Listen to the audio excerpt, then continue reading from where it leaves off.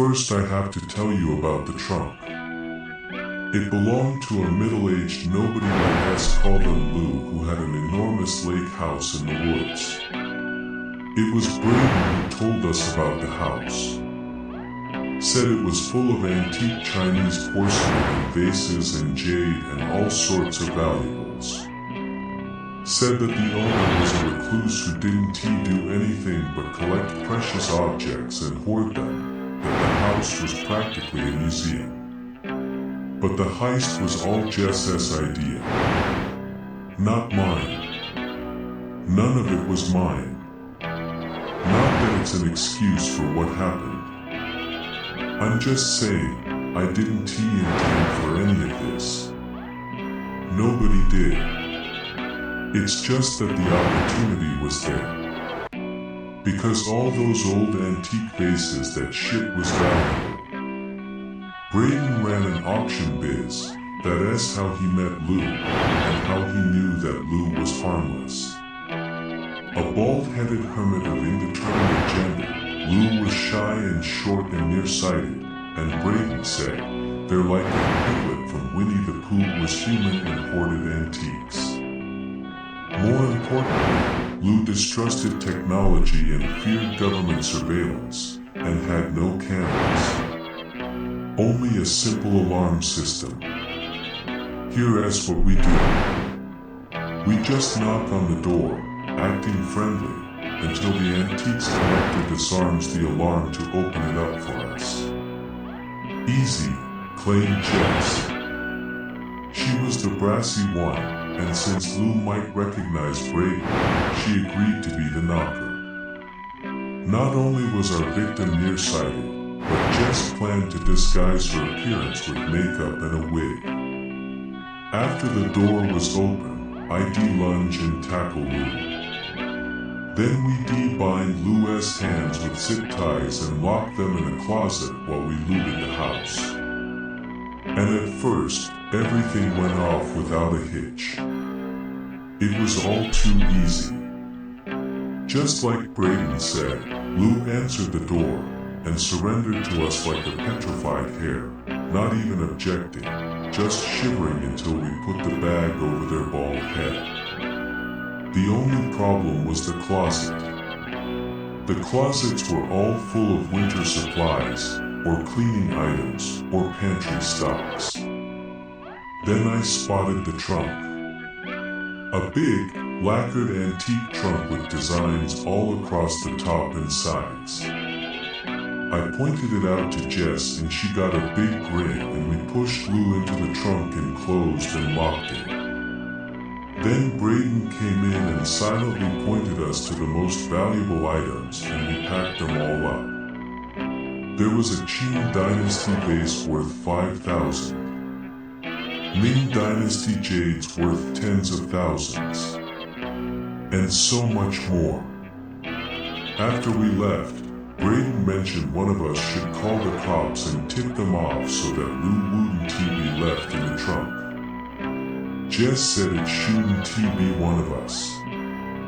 If it got traced back to us, we'd be fucked.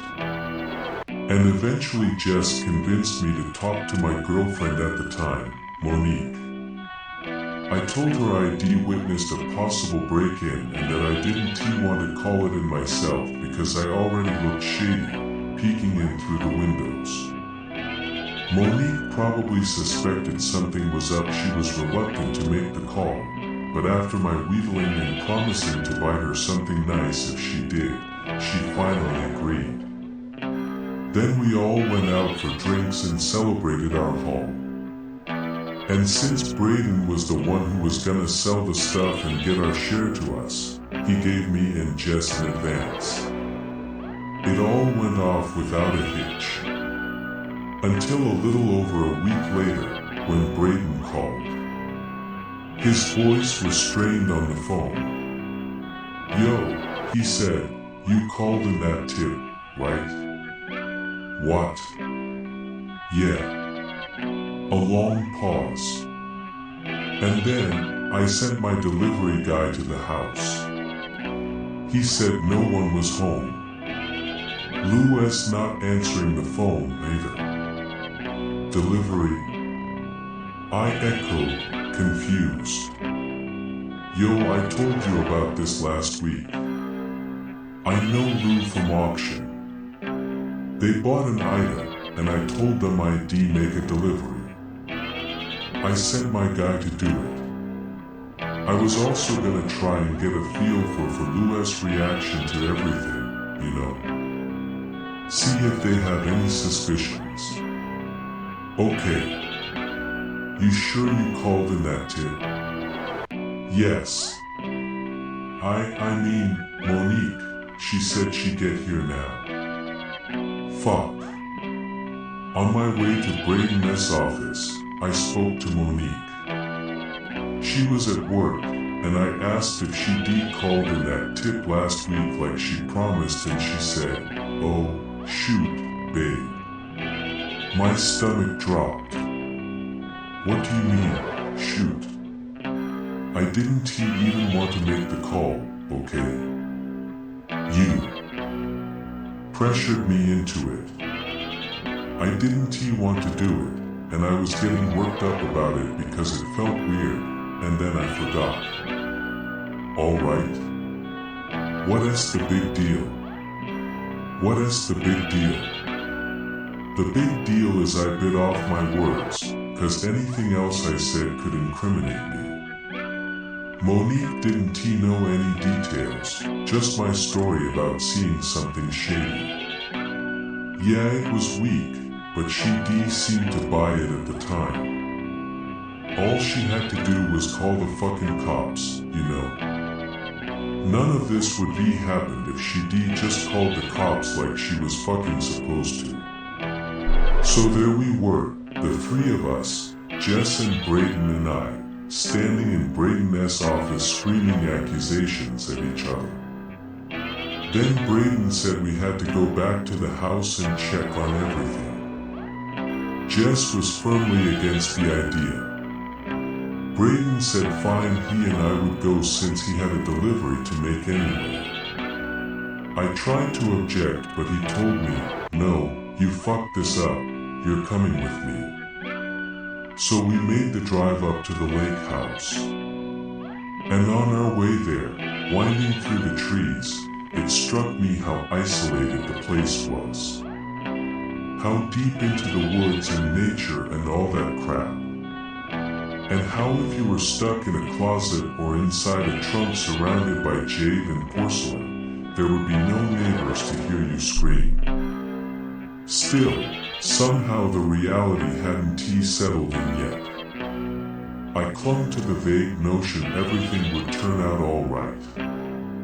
That we'd break in and open the trunk and that little bald collector would be petrified and traumatized but wouldn't recognize me. That somehow, they wouldn't know the hands of the person who pushed them into the trunk. What kind of idiot am I, that I was worried about being recognized? Then we were at the house. That big, beautiful house with the deck overlooking the lake and the tall glass windows.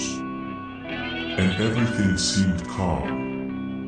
But the front entrance in the shade of the trees was ominous, somehow. And the silence hung too heavy. And Braden and I got out and approached the door, and both of us just stood there for a moment.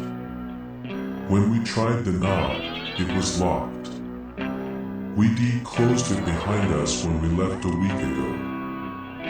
No, more than that. It been 9 days. Braden told me to look for another way in. I didn't like being bossed around, but apparently that's how it was since he and Jess both blamed me. So I went around the side of the big house, trying the windows, and to my surprise the window to the living room slid easily upwards. I froze as I peered through the open window into the dim interior, which looked exactly as we'd left it. And there, still in its place in the corner sandwiched between the sofa and an ornate hutch, was the trunk. Only it appeared to have shifted slightly. It was ever so slightly askew compared to the other items in the room. Compared to the furniture that was almost obsessively positioned, every item in perfect place. The trunk was like a cockeyed picture frame. Like something inside had been banging around, knocking it out of position. It was still locked shut. I pulled my head out of the window and looked back at Braden. His face looked exactly how mine felt, tight, heavy with dread. We both noticed the smell. A god-awful stink emanating from inside. What is important is that you understand it wasn't supposed to go that way.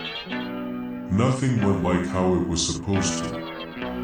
It was all just a mistake. A stupid fucking mistake. But the real problem, the reason I'm writing this post now, is because of what came next. I don't know what the fuck to do. I can't ask anyone for help. Can't go to the police. And here's the real fucking problem. The trunk is in my home. I don't know how it got here. All I know is I woke up one morning and it was in my living room. Wait. Let me back up. Before that, we had all these antiques, right? We never saw a dime from them. After Braden and I left the lake house, we didn't speak to a soul. We didn't